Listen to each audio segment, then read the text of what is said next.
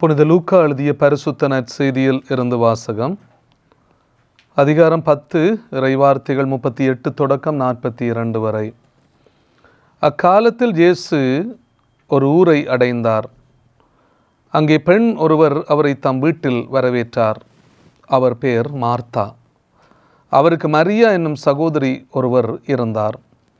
மரியா ஆண்டவருடைய காலடி அருகில் அமர்ந்து அவர் சொல்வதை கேட்டுக்கொண்டிருந்தார். ஆனால் மார்த்தா பற்பல பணிகள் புரிவதில் பரபரப்பாகி இயேசுவிடம் வந்து, ஆண்டவரே, நான் பணிவிடை செய்ய என் சகோதரி என்னை தனியே விட்டுவிட்டாளே, உமக்கு கவலை இல்லையா? எனக்கு உதவி புரியும்படி அவளிடம் சொல்லும் என்றார். ஆண்டவர் அவரை பார்த்து, மார்த்தா, மார்த்தா, நீ பலவற்றை பற்றி கவலைப்பட்டு கலங்குகிறாய். ஆனால் தேவையானது ஒன்றே. மரியாவோ நல்ல பங்கை தேர்ந்தெடுத்து கொண்டாள். அது அவளிடமிருந்து எடுக்கப்படாது என்றார். வாழ்வு தரும் இயேசு கிறிஸ்துவின் நற்செய்தி. கிறிஸ்துவே உமக்கு புகழ். இயேசுவிலே அன்புமிக்க சகோதர சகோதரிகளே, பொதுக்காலத்தினுடைய 16வது வாரத்துக்குள்ளே நாங்கள் சிறப்பாக நுழைகின்றோம். ஆண்டவரோடு உடனிருப்பதற்கான ஆசீர்வாதத்தை இன்றைக்கு நற்செய்தியிலே நாங்கள் பார்க்கிறோம். மார்த்தா என்கின்ற பெண் உபசரிப்பையே முதன்மையாக பெறுகின்றாள். உபசரிப்பை முதன்மையாக நினைத்து கொள்ளுகின்றாள். ஆனால் மரியா உடன் இருப்பை சிறந்தது என்று தேர்ந்து கொள்ளுகின்றாள். இந்த இரண்டுக்கும் இடையிலே இருக்கின்ற வித்தியாசம் மிக முக்கியமானது. ஒன்று, ஆண்டவருடைய காலடியிலே அமர்ந்து கொண்டு அவர் சொல்வதை கேட்டுக்கொண்டிருப்பது, இறைவார்த்தையினுடைய வல்லமையை தன்னுடைய வாழ்க்கையிலே அனுபவிப்பது. இரண்டாவது முக்கியமானது உபசரிப்பு என்று சொல்லுவது. வந்தவர்களை வரவேற்று அவர்களுக்கு தேவையானவற்றை கொடுப்பது, எங்களுடைய வீடு தேடி வருபவர்களை நாங்கள் உபசரிப்பது மிக முக்கியமான ஒரு சிறப்பான உன்னதமான ஒரு பண்பு. இந்த இரண்டு பண்புகளுக்குள்ளேயும் எந்த பண்பு தலை சிறந்தது என்பதை பற்றி தான் ஆண்டவர் என்று பேசுகிறார். அந்த பண்பு எது அப்படின்னு சொல்லி சொன்னால், கிறிஸ்துவோடு இருந்து அவருடைய வார்த்தைகளை கேட்டு அதன்படி செயல்படுகின்ற மனிதர்களை பற்றி ஆண்டவர் என்று உரையாடுகின்றார். ஆபிரகாமை நாங்கள் பார்க்கிறோம். ஆபிரகாம் அந்நியர்களை வரவேற்கின்றார். இந்த வரவேற்று உபசரிப்பது அப்படின்னு சொல்லுவது தமிழ் மக்களாகிய எமக்கும் மிக முக்கியமான ஒரு விடயம். நாங்கள் தமிழர்கள் எப்போதுமே மற்றவர்களை நாங்கள் உபசரிப்போம். விருந்தினர்கள் எங்களுடைய வீடுகளுக்கு வருகிறார்கள் அப்படின்னு சொன்னால் நாங்கள் அவர்களை சிறப்பான விதத்தில் ஏற்றுக்கொள்ளுகிறோம். அவர்களுக்கு தேவையானவற்றை நாங்கள் கொடுக்கிறோம். சாதாரணமாக ஒருவர் வந்தால் கூட நாங்கள் அவரிடத்திலே ஏதாவது குடிக்கிறீர்களா அப்படின்னு சொல்லித்தான் நாங்கள் முதலிலே கேட்போம். ஏனென்று சொன்னால் நம்முடைய வீட்டை தேடி வருபவர்களுக்கு நாங்கள் ஏதாவது செய்ய வேண்டும் என்று நாங்கள் விரும்புகிறோம். இது ஒரு அற்புதமான ஒரு சிறப்பான பண்பு. இதனைத்தான் மார்த்தாளும் இந்த நற்செய்தியிலே செய்கின்றாள். ஆனால் இந்த மார்த்தா சொல்லுகின்றாள், ஆண்டவரே, என் சகோதரி என்னை தனியே விட்டு விட்டாள், எமக்கு கவலை இல்லையா என்று கேட்பாள். என்னை தனியே விட்டு விட்டாளே, உபசரிப்பதற்கு இன்னும் ஒரு ஆள் எனக்கு இல்லையே என்கின்ற கவலை அவளுக்குள்ளே இருந்தது. சில வேளைகளில் இந்த கவலைகள் உலகப் போக்கிலான கவலைகளாக மாறிக்கொண்டிருக்கும். இந்த உலகப் போக்கிலான கவலைகளாக இருக்கும். இந்த உலகத்திலே நாங்கள் செய்ய வேண்டிய காரியங்கள் எங்களுக்கு இருக்கின்றது. இவற்றையெல்லாம் நாங்கள் செய்தால்தான் மற்றவர்கள் எங்களை மதிப்பார்கள். இவற்றையெல்லாம் நாங்கள் செய்ய வேண்டும் என்கின்ற ஆசையோடும் ஆவலோடும் அவாவோடும் நாங்கள் திரிந்து கொண்டிருப்போம் பல நேரங்களிலே.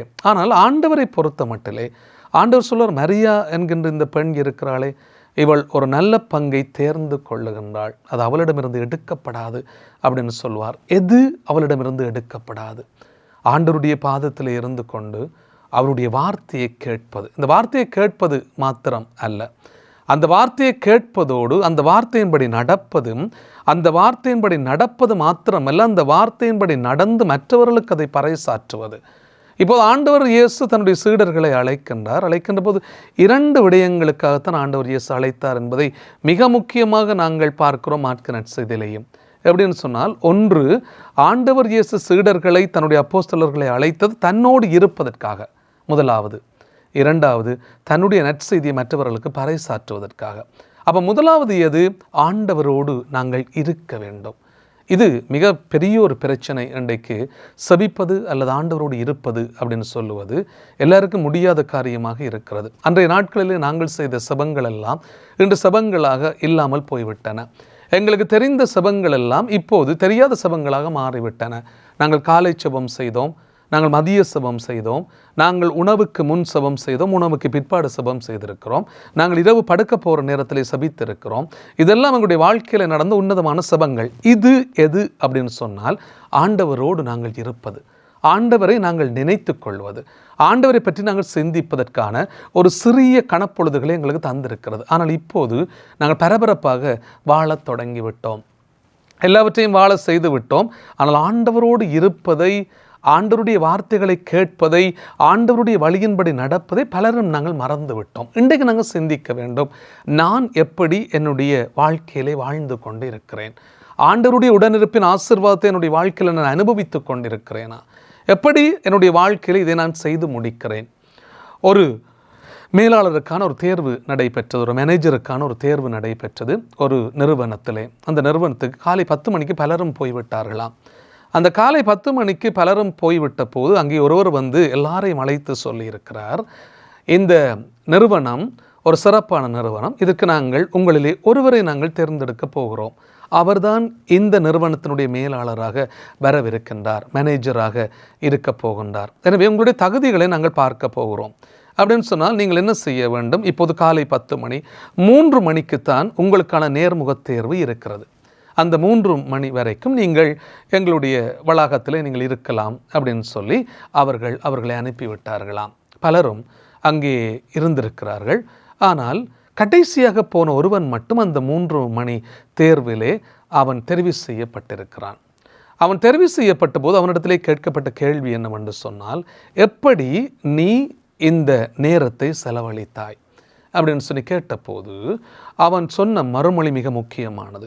எப்படின்னு சொன்னால் அவன் சொல்லி இருக்கிறான், நீங்கள் 10 மணிக்கு கூப்பிட்டீர்கள், எங்களை 3 மணி வரைக்கும் இருக்க சொன்னீர்கள்.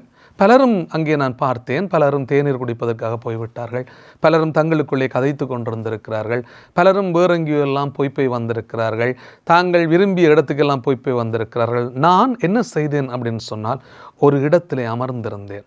அந்த இடத்துல நான் அமர்ந்திருந்த போது நான் அவதானித்த விடயம் என்னவென்று சொன்னால், உங்களுடைய நிறுவனத்திலே ஒரு ஒலிபெருக்கி இருக்கிறது. அந்த ஒலிபெருக்கியிலே மிகவும் மெல்லிய சத்தத்திலே உங்களுடைய நிறுவனத்தை பற்றியும், நிறுவனத்தினுடைய பண்புகளை பற்றியும், நிறுவனத்தினுடைய வரவு செலவுகளை பற்றியும், நிறுவனத்தினுடைய செயல்பாடுகள் பற்றியும் நீங்கள் மெதுவாக இங்கே ஒலிபெருக்கியிலே எங்களுக்கு அறிவிக்கப்பட்டு கொண்டே இருந்தது. அதை நான் மிகவும் உன்னிப்பாக கேட்டேன். நீங்கள் கேட்ட கேள்விகள் எது?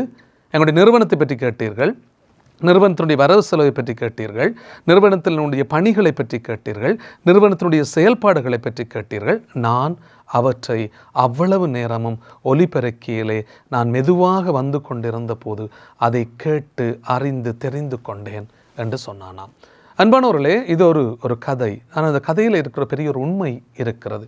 எதுவென்று சொன்னால், தேர்ந்து தெளிந்து அமைதியாக இருந்து அந்த ஒலிபெருக்கியுடைய மெதுவாக வந்த அந்த வார்த்தைகளை மிகவும் உன்னிப்பாக கேட்டவன் அவன் மேலாளராக மாறுகின்றான். இன்றைக்கு நாங்கள் சிந்திச்சு பார்ப்போம். இயேசுவினுடைய காலடியிலே அமர்ந்து இருந்தவளை பற்றி ஆண்டவர் என்ன சொல்லுவார்?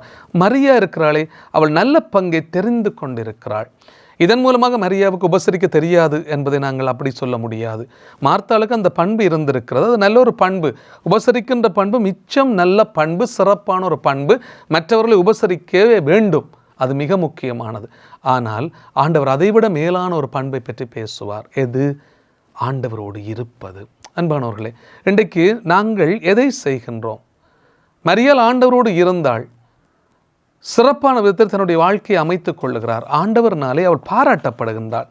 காரணம், ஆண்டவரோடு அவள் இருக்கின்றாள். அன்னை மரியாளுடைய வாழ்க்கையை நாங்கள் பார்க்கலாம். இதோ ஆண்டவருடைய அடிமை என்று அவள் சொன்ன வார்த்தை இருக்கிறதே, அந்த வார்த்தையினுடைய ஒரு தெளிவை ஆண்டவரோடு அவள் பயணிப்பதற்கான ஒரு ஆரம்பமாக கொள்ளுகின்றாள். இறுதி கணம் வரைக்கும் அவள் ஆண்டவரோடே அவள் இருக்கின்றாள். ஆண்டவரோடு அவள் இருக்கின்றாள். பெரிதாக அன்னை மரியாள் பரிசுத்த வேதாகமத்திலே பேசியதாக நாங்கள் பார்க்கவே முடியாது. ஆனால் அன்னை மரியாள் உள்ளத்திலே இருத்தி சிந்தித்தாள் என்று பார்க்கின்றோம். எல்லாவற்றையும் சிந்திக்கின்றாள். ஆண்டவர் இயேசு ஜெருசலேமிலே தங்கிவிட்டார். அவர் சொல்றார், ஏன் என்னை தேடினீர்கள்? நான் தந்தையின் அலுவல்களில் ஈடுபட்டிருக்க வேண்டும் என்பது உங்களுக்கு தெரியாதா என்று கேட்டபோது நற்செய்தி சொல்லும் மரியா இந்த வார்த்தைகளை எல்லாம் தன்னுடைய உள்ளத்தில் இருத்தி சிந்தித்து கொண்டு இருந்தாள். அதுதான் இறைவனுடைய வல்லமையை உள்ளத்தில் இருத்தி சிந்திப்பது. இறைவனுடைய வார்த்தையை தான் மனமு வந்து ஏற்றுக்கொண்டது மாத்திரமல்ல, அவற்றின் படி அன்னை மரியாள் இறுதி கணம் வரைக்கும் அவள் செயல்பட்டிருக்கிறார். அதனால் தான் இன்றைக்கு உன்னதமான ஒரு பெண்ணாக அவள் போற்றப்பட்டு கொண்டே இருக்கிறாள். அன்பானவர்களே, இன்றைக்கு எங்களுடைய வாழ்வுக்குள்ளே நாங்கள் வருவோம். எப்படி நாங்கள் செவி மடுக்கிறோம்? எப்படி நாங்கள் உடன் இருக்கிறோம்? எப்படி நாங்கள் ஆண்டவருடைய ஆசீர்வாதத்தை பெற்றுக்கொள்ளுகிறோம், எப்படி ஆண்டவருடைய வார்த்தையை நாங்கள் உள்வாங்கிக் கொள்ளுகிறோம், அந்த வார்த்தையை நாங்கள் பெற்றுக்கொண்டது மாத்திரமல்லாமல் மற்றவர்களுக்கு எப்படி அந்த வார்த்தையை பற்றி சொல்லுகிறோம். இது மிக முக்கியமானது. எனவே முதலாவது ஆண்டவரை நாங்கள் அறிந்து கொள்ள வேண்டும். இரண்டாவது ஆண்டவரோடு நாங்கள் இருக்க வேண்டும்.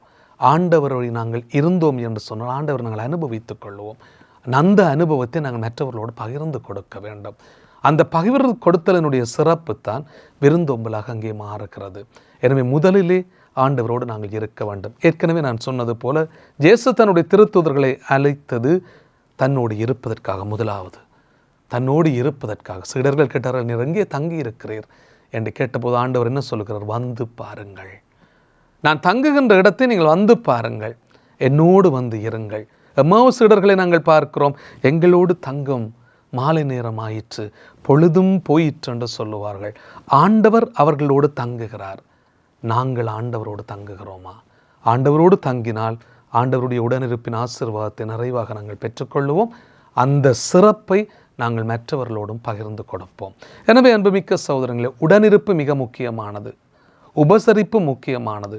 ஆனால் உடனிருப்பினுடைய சிறப்பு உபசரிப்புக்கு தேவையாக இருக்கிறது. உபசரிப்பினால்தான் உடனிருப்பை நாங்கள் பெற்றுக்கொள்வோம் என்றல்ல, மாறாக உடனிருப்பை நாங்கள் ஆண்டவரோடு அனுபவித்தால் மற்ற எல்லா விடயங்களையும் நாங்கள் சிறப்பாக செய்ய முடியும். எனவே இன்றைக்கும் ஒரு அருமையான நாள், சிறப்பான நாள், ஒரு மகிழ்ச்சியான நாள். ஆண்டவரோடு நாங்கள் இருப்போம். ஆண்டவருடைய வார்த்தையை நாங்கள் கேட்போம்.